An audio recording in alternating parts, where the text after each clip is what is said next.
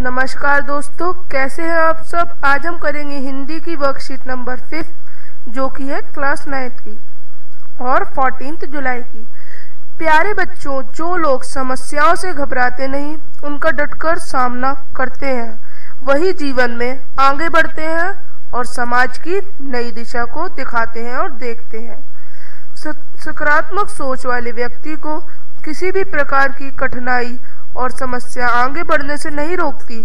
ऐसी ही सकारात्मक विचार और भाव को बढ़ावा देती है ये कविता। आइए आज हम पढ़ते हैं। लक्ष्य के प्रति अटल विश्वास और कर्म करने की प्रेरणा दी गई ये कविता। हमें ये कविता पढ़नी है।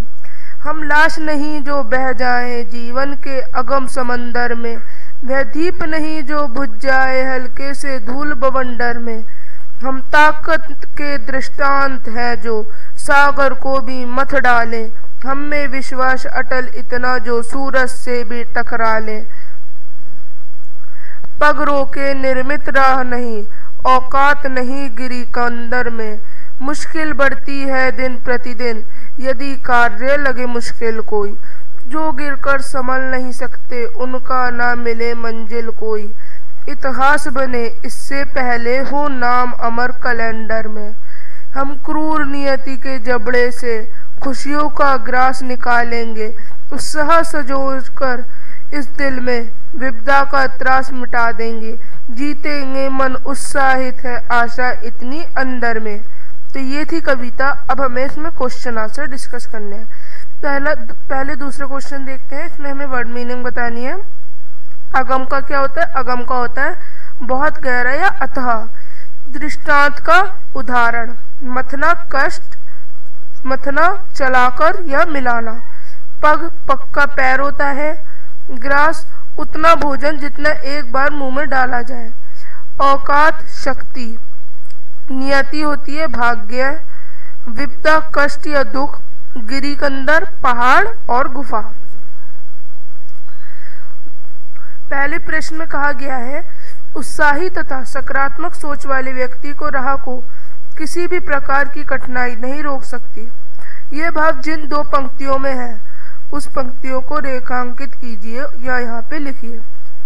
तो उत्साह सजाकर इस दिल में विपदा का त्रास मिटा लेंगे। जीतेंगे मन उत्साहित है आशा में इतनी अंदर में। तो ये लाइंस है जिसमें ये भाव स्पष्ट हो रहा है। कविता के मूल भाव के आधार पर शीर्षक बताएं। इसका शीर्षक रख सकते हैं सकारात्मक सोच। पांचवा प्रश्न है, कवि अपनी खुशियों को कहां से छीन लेने की बात कह रहे हैं? वह कह रहे हैं कि वह नियति के जबड़े से खुशियों को छीन लेने की बात कह रहे हैं। जो गिरकर संभल नहीं सकते उनका ना मिलना मंजिल कोई। इस पंक्ति का भाव लिखिए। जो लोग समस्याओं के आने पर हार मान लेते हैं उनको मंजिल कभी भी नहीं मिलती। सातवां प्रश्न है, पग रोके निर्मित रहा नहीं, औकात नहीं गिरी कमंदर में।